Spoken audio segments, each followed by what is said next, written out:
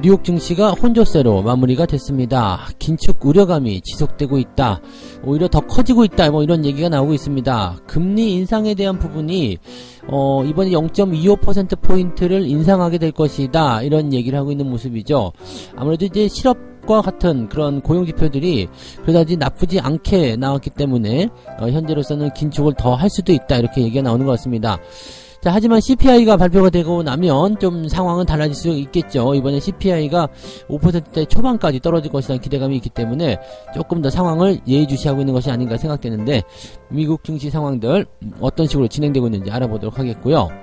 최근 들어서면서 상장사의 임원들, 사장님들이 자사주를 사들이고 있다고 합니다. 보통 이제 임원들이 자사주를 사들인다는 것은 단기적으로 대응할 수 있는 부분이 아니기 때문에 자사주 매입에 대한 부분들은 최소한 6개월 이상 중장기 투자를 한다라는 쪽으로 봐야 되는 부분이거든요. 자, 그렇다면 증시를 뭔가 부양시킬 수 있고 주가 하락을 더 이상 뭐 과시하지 않겠다, 뭐 이런 식의 느낌이겠죠. 그러니까 이렇게 된다라면 기대감이 또 생길 수 있는 내용이 아닐까 생각되는데, 이 부분들 같이 알아보도록 하겠고요. 자, 거세지고 있는 증권거래세의 폐지 요구가 늘어나고 있다, 이렇게 되어 있습니다. 증권거래세가 아무래도 이제 그 손실 보고 있는 사람들이 많다 보니까 손실 나고 있는데 세금을 또 내야 되냐, 이거는 말이 안 된다, 이렇게 나타나고 있는 것 같아요. 그래서 증권거래세 폐지 이야기 다시 불거져 나오고 있는데 어떤 건지 좀 알아보도록 합니다.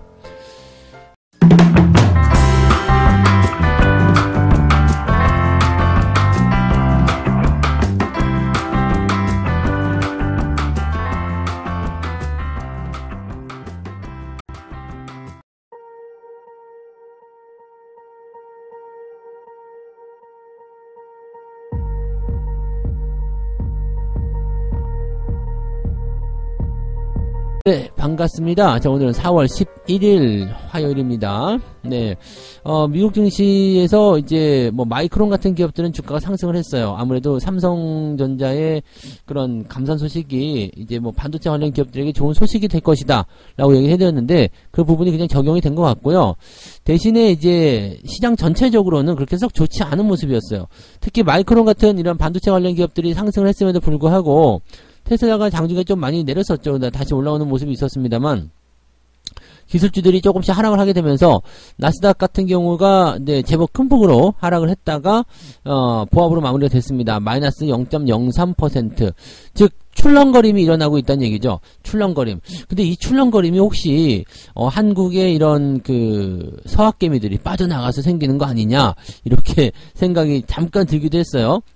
왜냐면 지금 그 미국 주식이 잘 안 된다 해가지고 막 팔고 우리나라 코스닥으로 들어와서 2차전지 매수하시는 분들이 많이 늘어나고 있다고 하니까 혹시라도 그런 부분이 있는 건 아니냐, 이렇게 생각이 됐는데, 그것은 진짜인지 아닌지 모르겠고요. 자, 어쨌건 나스닥 지수 보합 수준 마무리돼서 그나마 다행이죠. 내용만 따지고 보면 하락 출발한 이후에 위쪽으로 쭉 올라가서 마무리했기 때문에 이건 나쁜 그런 흐름은 아니라고 보시면 되겠습니다. 다우지수는 플러스가 나왔어요. 플러스 0.3%요. 그래서 이것도 마이너스 출발했기 때문에 장중 변동폭으로 본다라면 거의 1% 정도 상승했다고 보실 수가 있는 그런 내용이 좀 되겠습니다. 그래서 다우지수고 나스닥이고 둘 다 일단은 초반 시점 대비해서 제법 많이 올라왔다라고 판단해 볼 수 있는 내용이기 때문에 투자 심리가 많이 개선되는 모습으로 마무리되었다, 이렇게 판단을 하실 수는 있겠습니다. 시장이 일단 약간 불안정했었던 이유를 한번 좀 알아보도록 하면, 연준에서 이번에 0.25%포인트를 인상할 가능성이 70%를 넘어섰다. 즉 이번에 5월달에 금리 인상할 가능성이 확실해졌다라고 얘기가 좀 되는 부분이죠. 시간이 지나면서 점점점 그렇게 되고 있는 모습인데, 이거는 이제 CPI 지표가 발표되고 나면 또 어떻게 변할지는 잘 모르겠습니다만, 아무래도 이제 기준금리 인상이 이번에 유력하지 않겠느냐, 뭐 이렇게 얘기가 나오고 있다고 보시면 되겠죠. 연준의 긴축이 계속될 것으로 일단은 예상이 되고 있다라고 하면서 시장 자체의 어떤 경기 침체 우려감 더 커졌다, 이렇게 볼 수가 있겠죠. 자, 경기가 지금 그다지 썩 좋아 보이지는 않는데 긴축을 꼭 계속해야만 되겠냐, 그렇게 꼭 계속해야만 네, 속이 시원했냐, 뭐 이런 식으로 얘기가 나오는 거죠. 근데 장 초반에는 일단 주가가 그래서 하락세를 좀 보이긴 했는데, 뭐 투자 심리는 뭐 지가 그래봤자 얼마나 하겠어? 그래봤자 이번이 마지막이지 뭐 0.25가 이번에 끝이야, 이런 식으로 얘기가 나오고 있는 모습은 아닐까 생각되긴 합니다. 뭐 지금 전체적으로 봤을 때는 뭐 석유의 어떤 감산 소식도 지난번에 있었잖아요. 그래서 이런 유류 소비가 줄어든다. 뭐 때문에 경기 침체 때문에 이런 식으로 구분이 되면서 이제 주가가 하락할 수 있는 중요한 요인이 좀 되기도 했었고요. 그래서 지금까지는 이제 뭐 실업에 대한 부분들 때문에 긴축이 더 길어질 수도 있다. 뭐 석유 감산에 대한 부분들도 그런 것이다. 뭐 등등등 얘기가 있었습니다만 현재로서는 이제 CPI 지표 발표가 바로 눈앞에 있기 때문에 이것이 이제 기대감을 많이 가져가고 있습니다. 현재로서는 예상치가 5.1, 5.2 이 정도 나오고 있거든요. 그래서 요렇게 된다라면은 뭐 이 CPI 지표에 대한 부분들 때문에라도 금리를 못 올리는 건 아니냐 이렇게 될 수도 있거든요. 그러니까 가봐야 알겠습니다만 현재로서는 뭐 이 CPI 지표가 좀 좋게 나오게 된다라면 아마도 증시 반등에 뭔가 효과가 좀 있지 않을까 생각되긴 하겠습니다. 지금 연준 미국 연방준비은행이 집계한 3월 1년 후에 기대 인플레이션은 4.7%로 조금 올랐다고 합니다. 지난달에는 4.2% 정도로 잡혀 있었는데 이번에는 4.7이래요. 근데 이번에 CPI 지표가 5%대로 나오게 된다면 5% 초반대로 나오게 된다면 1년 후에 기대 인플레이션은 4.7.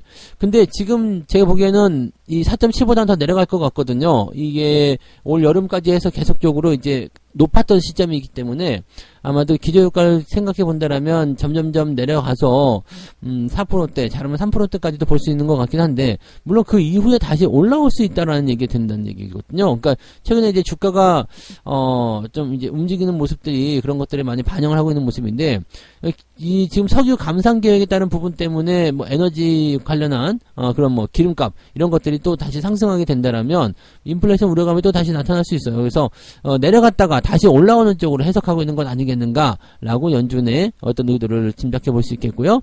자, 단기 인플레이션 같은 경우는 이렇게 올라간 것이 지난 10월 이후에 처음이었던 것이 아닌가 생각되기도 합니다.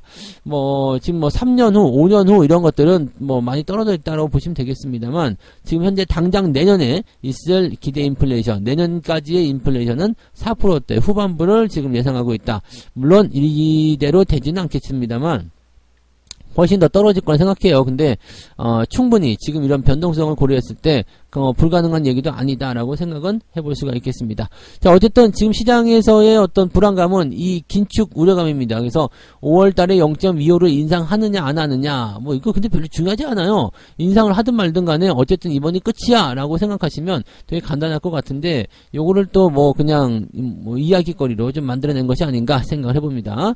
자, 뉴욕 증시 전문가들은 똑같은 얘기를 하고 있죠. 추가적인 긴축 가능성이 있는 데다가 경제 지표의 불확실성이 커졌다. 그렇게 되면서 시장이 조금은 불안정해하는 모습을 보여주고 있다. 이렇게 되고 있는 것 같습니다. 혼재된 경제 지표가 연준 정책의 불확실성을 높이고 있다. 그런 얘기고, 그 다음에, 이번에 강력했었던 고용지표, 고용이 실업률이 더 좋아졌잖아요. 그렇다 보니까, 또 다시, 추가 금리 인상을 진행할 수도 있을지 모르겠다. 이번에 동결했으면 좋겠는데, 이번에 금리 인상이 또 나올지도 모르겠다. 이렇게 얘기하고 있는 거죠. 근데 뭐 덩어리만 보면요, 금리 인상 또 한다! 이렇게 되면 악재로 들리긴 하겠습니다만, 0.25래, 이번이 마지막이래, 이렇게 얘기하면 또 이것도 호재가 될 수가 있어요. 그래서, 더 이상은 이제 더 나빠질 만한 어떤 상황은 만들지 않을 것 같다. 이런 식으로 우리가 생각을 해봐야 되는 내용인 것 같고요. 뭐, 일단, 현재 시점에서는, 이런 상황에서, 주가가 바닥을 좀 잡아내고, 서서히 좀 개선되는 거, 뭐, 보통은 이제 실적주들을 많이 보겠습니다만, 그렇게 좀 효과적으로, 대응해 볼 수 있는 기업들을 찾아서 투자하는 것이, 그것이 유리하다, 뭐, 이런 식으로 얘기하고 있는데, 뭐, 그건 어느 시장에서나 당연한 얘기 아니겠습니까? 그래서, 지금 미국 시장의 재료가 좀 빈약하다라고 되어 있고요. 자, 12일날 이제 예정되어 있는, CPI 지표의 발표, 여기에 일단 시장의 이목이 쏠리고 있다. 그렇다면 그거 발표 전까지는 일단 혼조 양상 계속 보일 수 있겠다 보셔야 되겠죠. 그래서 그 내용들 참고하셔야 되겠고요. 뭐 오늘 밤 내일까지는 우리나라 증시가 이제 그런 쪽으로 영향을 좀 많이 받겠죠. 그래서 우리나라 증시도 조금 관망하거나 그런 모습을 갈 가능성이 높은데, 여기서 이제 문제는 2차 전지의 움직임들이 어떻게 되느냐죠. 그 다음에 반도체로 들어오고 있는 외국인들의 매수세가 계속적으로 유입될 것인가. 자, 반도체나 이런 대형주 쪽으로 계속해서 들어오게 되면 주가는 더 상승할 수밖에 없거든요. 다만 그렇게 되면은 쏠림 현상이 생기기 때문에 중소형주 투자하시는 분들 입장에서는 아주 빌어먹을 양이 될 수도 있습니다. 그러니까 증시는 좋은데 수익률이 안 나오는 그런 모습들. 여기다가 오늘 금통이 열리면서 뭐가 나오냐면 금리 동결 가능성이 매우 높게 나오고 있죠. 금리 동결하게 된다. 글쎄요. 뭐, 지금 여러 가지 부분으로 해석하면, 뭐, 금리 동결이 가지고 있는 여러 가지 그 이야기들이 시사하는 바가 좀 있겠습니다만, 당장은 뭐, 이게 엄발의 오줌 누기 같은 느낌이에요. 그래서 미국이 이번에 또 금리를 인상할 가능성이 높다라고 하는데, 한국은행은 또다시 금리를 동결해서 이번에 그냥 이대로 가는 것이 맞는 것이냐, 아니면 지금 같은 때 금리 인상하는 것은 어렵다, 동결이 맞다, 뭐 이렇게 뭐가 될지 모르겠습니다만, 아무튼 금리 동결이 우세하다고 얘기가 나오고 있으니까 당장 시장에게는 뭐 그렇게 큰 뭐 악재나 호재 어떤 요인으로 작용할 것 같지 않습니다. 그냥 현재로서는 이 시장에 자금을 빨아들이고 있는 두 주체들, 반도체 대형주와 그 다음에 2차전지, 그것도 뭐 에코프로 그룹에 봐야 되겠지만은 요 움직임들이 어떻게 나오냐에 따라서 시장의 포지션이 결정될 것 같다라고 생각됩니다. 어쩌다가 이렇게 어떤 그 테마 집단을 해야 되나요? 이런 집단의 움직임에 따라서 시장이 방향을 틀어줄 것인지 말 것인지 그것이 결정되는 상황인지, 요것도 참 어떻게 보면 문제가 아닐까 싶습니다만, 워낙에 이제 개인들의 자금들이 많이 들어오니까 거기에 대한 영향력을 행사하고 있다. 그만큼 개인들의 영향이 커졌고 시장의 캐파가 커졌다, 이런 식으로 생각할 수도 있겠죠. 네. 자, 어쨌든 오늘 증시 또 신중하게 좀 지켜보면서 출발하시는 게 맞지 않을까 생각되고요. 두 번째 이야기 넘어갑니다. 자사주를 사들이고 있는 사장님들 이야기예요. 네, 지금 10일 금융감독원 전자공시에 따르면 삼성전자 사장님이죠. 경계현 삼성전자 사장님이 뭐라고 했느냐. 지난달 22일 장내에서 자사주 3,000주를 매수했다. 67,000원에 1억 8천만원 정도 규모를 사들인 것이다 라고 되어 있습니다. 자, 상장사 임원 같은 경우는요, 뭐 직원들은 포함되지 않습니다. 대신에 상장사 임원은 단 한 주라도 자사주를 매매하면 공시가 일단 기본적으로 나오게 됩니다. 의무가 따라붙어요.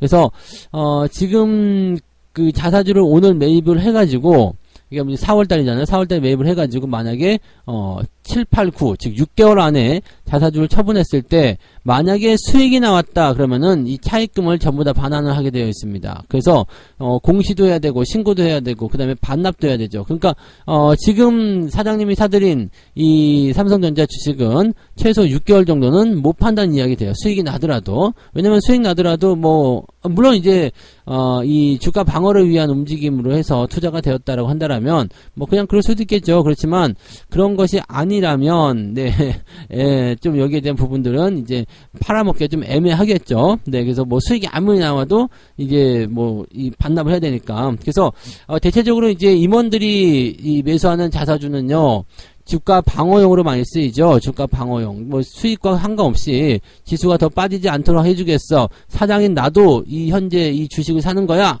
여러분들 사세요. 이런 식으로 얘기를 하는 거다. 뭐 퍼포먼스 같은 거겠죠. 그래서 그런 쪽으로 보는 거다라고 보시면 되겠습니다. 뭐 지금 3전 최악 실적이니 뭐니 나쁘니 뭐 등등등 얘기가 나왔는데, 그럼에도 불구하고 이제 최악의 상황을 지나가고 있다라는 기대감 때문에 아마 이 바닥권이라는 인식으로 임원들이 매수를 한 것이다라고 보시면 될 것 같습니다.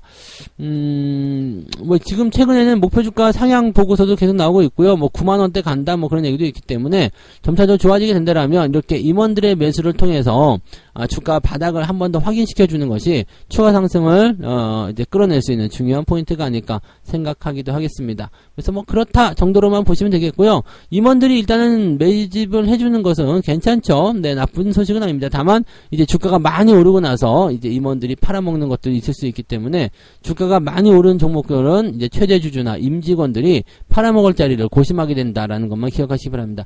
바닥권에서 매수하는 것들은 아무런 문제가 없고 오히려 호재다라고 보시면 되는 거예요. 그 외의 기업들도 LG전자 사장님도 지금 장내 매수에 나섰다라고 되어 있습니다. 네. 사들이니까 제가 사장님자를 꼭 붙여주네요. 네. 사장님들이, 네, 주식을 자꾸 밑에서 사주고 있어요.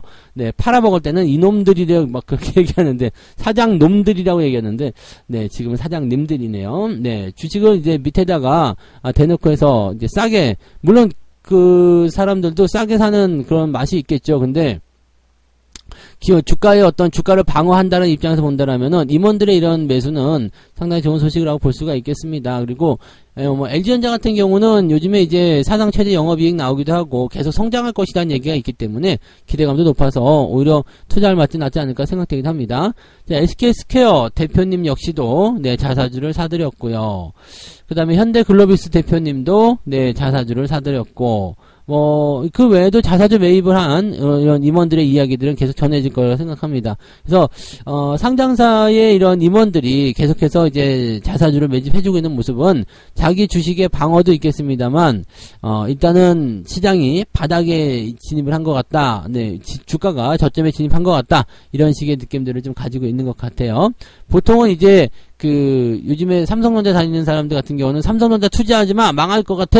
하이닉스 망할 것 같아! 뭐 이런 얘기하고 있을지도 모르겠는데, 꼭 이상하게, 네, 그 회사에 몸담고 있는 직원들 입장에서는, 우리 회사 투자하면 안 돼! 이렇게 말리시는 분들이 많더라고요. 근데 대표나 임원들 입장에서는, 아무래도 이제 알고 있는 정보력이나 또는 이제 추진하는 어떤 사업에 대한 그런 이해력이 조금 차이는 있겠습니다만, 임원들 같은 경우는 주가 빠질 때 잘 사잖아요. 그러니까, 그리고 나서 나중에 올라가서 수익 나는 거 상황 보면 꼭 그런 일들이 있죠. 임원들, 자사주 산 사람들이 수익이 많이 나는 부분들이 좀 있습니다. 그래서 자사주 매입을 임원들이 하고 있는 종목군들 같은 경우는 이게 뭐 내부자 정보를 이용했든 어쨌든 아니면 자신들이 보고 있는 관점들이 있을 거예요. 지금 주가 이거는 너무 낮은 수준이야!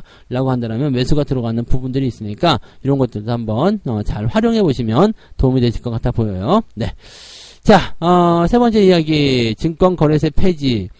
이 이야기가 또 나옵니다. 증권거래세 폐지에 대한 이야기는 예전에 지난 대선 때도 막 얘기가 많았었고, 앞으로도 계속 뜨거운 감자이지 않겠나 생각됩니다.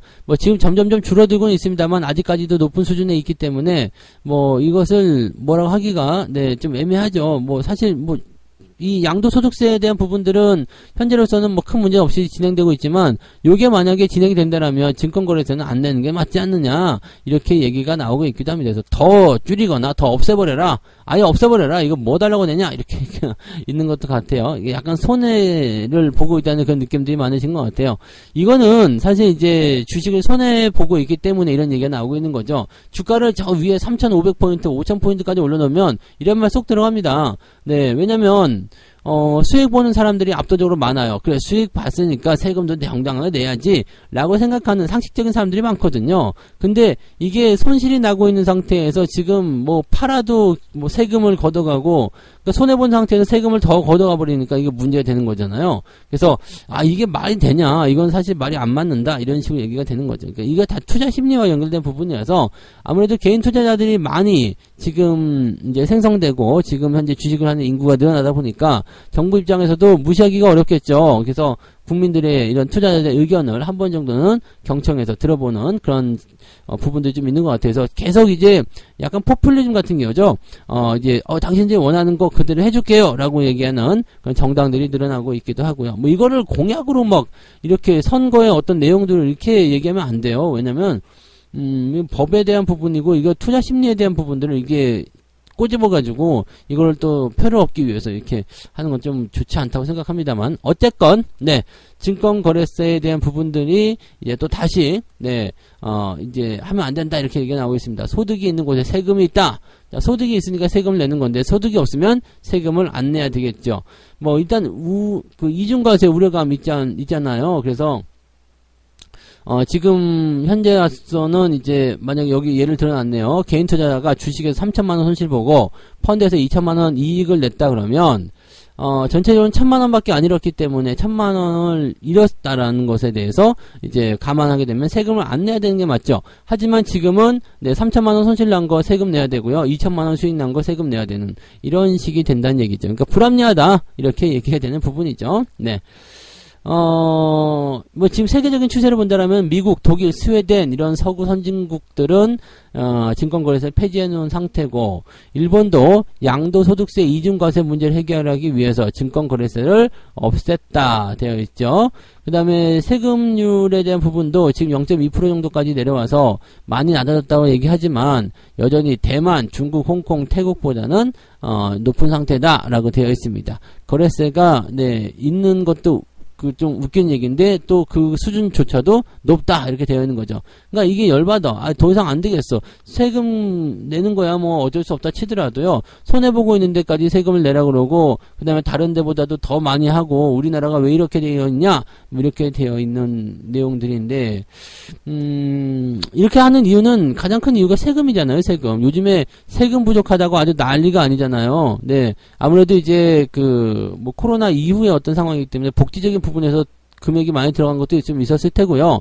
모르죠. 뭐 어디 나라 국가에 비고 있는지 흥청망청 쓰고 있는지 내가 뭐 알 수 있는 부분이 아니기 때문에 뭐라고 할 수 있는 부분은 아니겠습니다만 어쨌든 세금이 많이 부족하다는 얘기예요. 그래서 지금 조세 수입이 계속적으로 감소하고 있는 모습이다. 그래서 이렇게 세금이 부족하게 되면 빚이 늘어나는 수밖에 없잖아요. 그러니까 이렇게 돼버리면 네, 나라 운영에 약간 문제가 있기 때문에 증권거래세 지금 여기서만 네, 수십조 원이 거치고 있으니까 24조 원 거쳤대요. 1년에 24조 원이요. 2020년에서 21년 24조 원 거쳤다. 이거 포기하기가 어렵죠. 24조 원이면 대단한 돈인데요. 요거를 네, 포기하고 거래세를 폐지하겠다. 이렇게 선택하기 좀 어려울 것 같아 보입니다. 다만 이제 이거를 또 어떻게 네, 요리를 하고 칼질을 해서 투자자들의 입맛에 맞게끔 만들어 줄 것인지 그 부분 같은 경우는 한번 좀 지켜봐야 될 필요성이 있겠습니다. 그래서 증권거래세 폐지에 대한 요구가 다시 한번 불거져 나오고 있습니다만 쉽게 네, 달성될 만한 그런 내용은 아니다. 이렇게 생각을 해주시면 될 것 같아요. 네, 자, 세 가지 이야기 이렇게 전달을 해드렸고요.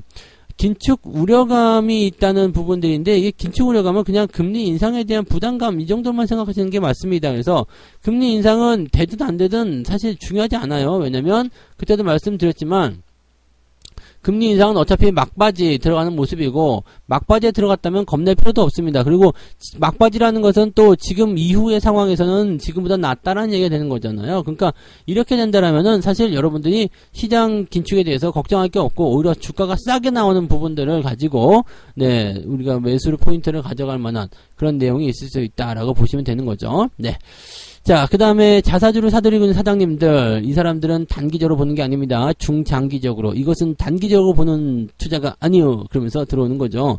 길게 내다보고 대응해야 되기 때문에 보통 자사주를 사들이는 것은 6개월 동안은 주식을 안 판다 생각했을 때 최소 6개월 이상 투자한다라고 보시면 되는 겁니다. 그래서 올해가 아니라 어쩌면 내년을 보고 투자하는 것이 아닌가 싶을 정도의 상황이기도 하겠습니다만은 네, 어쨌든 그런 부분들 자사주를 매입하는 임원이 많아지고 있다는 것은 시장에게는 좋은 소식이라고 보시면 됩니다. 자, 그 다음에 거세지는 증권거래세 폐지 요구. 자, 이거는 쉽지 않을 것 같아요. 네, 당연히 뭐 합리적이다 이렇게 뭐 증권거래세 없애는 게 맞다 뭐 아니다 뭐 등등등 얘기가 많겠지만 그런 거 다 뒤로 밀어놓고 가장 중요한 거 뭐라고요? 나라에서 세금이 없어.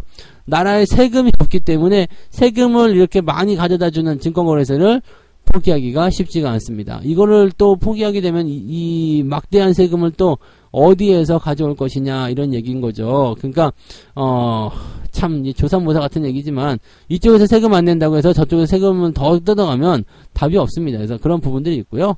네, 어쨌든 증권거래세 폐지는 이렇게 점차적으로 단계적으로 줄여나가기만 해도 괜찮지 않을까 생각됩니다. 지금 당장이 뭐 높은 것 같아 보이지만 점점점 낮아지면 괜찮지 않을까 생각됩니다. 네, 그렇게 참고하시고 지금 당장은 네, 실현되기 좀 어려운 얘기가 아니겠는가라고 생각이 좀 드네요. 자, 책 한 곡지 읽고 마무리하도록 하겠습니다. 주식 투자를 할 때는 얼마를 투자했느냐에 초점을 맞춰야 한다. 몇 주를 샀는지는 중요하지 않다. 주가가 $10 이하로 거래되는 주식은 다들 그만한 이유가 있다. 최고의 주식이 싼값에 거래되는 경우는 절대 없다. 라고 되어 있습니다. 이제 뭐 이런 비슷한 얘기가 있죠. 뭐 공짜 점심은 없다. 그 다음에 싸고 좋은 물건은 없다. 뭐 등등등 여러 가지 얘기들이 있는데 가끔씩 보면은 네, 뭐 사장님이 미쳤어요 이런 거 나올 때가 있잖아요. 네, 엄청나게 싸게 나오는 거 그런 경우는 어쨌든 나올 때도 있어요. 그러니까 아예 없다라고 생각하기는 좀 어렵고 그 다음에 내가 투자를 얼만큼 했느냐가 중요하다는 건데 뭐 10,000주, 20,000주 갖고 있다 이거 중요하지 않습니다. 투자 금액이 뭐 어느 정도냐 5억이냐 10억이냐 100억이냐 1000억이냐 이렇게 나의 투자 규모에 따라서 네, 이런 대응 전략들도 또 달라지고 뭐 마인드라든지 투심 이런 것들도 같이 달라진다는 것을 참고하시면 좋을 것 같아요. 네, 그래서 오늘은 여기까지 이야기 해드리고요. 오늘도 편안하고 즐거운 투자로 시작하시기 바랍니다. 오늘도 보아니까 뭐 보합세로 그냥 움직이다가 시장 이제 방향이나 어떤 집단군들 있죠. 반도체 그다음에 2차전지 이 집단군들에 대한 움직임에 따라서 시장에 변화가 있을 것 같습니다. 네, 천천히 대응하시는 거 잊지 마시고요. 서두르실 이유가 아직까지는 없어 보인다. 이렇게 보시면 되겠습니다. 자, 오늘 여기까지 하겠습니다. 고맙습니다. 본 방송에서 제공되는 모든 정보는 투자 판단의 참고 자료이며 투자의 최종 책임은 본 방송을 이용하는 본인에게 있습니다.